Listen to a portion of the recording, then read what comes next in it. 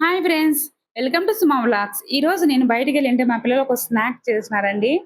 గోధుమ పిండి, జీలకర్ర, కొంచెం ఆయిల్, కారం, కొంచెం కొత్తిమీర యేసుకొని వీటిని బాగా వాటర్ వేసుకొని కొంచెం కొంచెం చపాతీ ముద్దలాగా వేసుకున్నారండి. తర్వాత ఉల్లగడ్డను ఉడకబెట్టుకొని ఉప్పు, కారం, పసుపు, కొంచెం ధనియాల పొడి, దీంట్లో కొంచెం పచ్చి బఠానీలు గూడా వేసుకున్నారండి. ఈ మిశ్రమాన్ని అంతా బాగా కలుపుకున్నారు. ఇందాక చపాతీ ముద్దను కలుపుకున్నారు గదండీ! దాన్ని ఈ విధంగా రోల్ జేసుకొని, ఈ మసాలా అంతా చపాతీకి బాగా స్ప్రెడ్ చేసినారండి.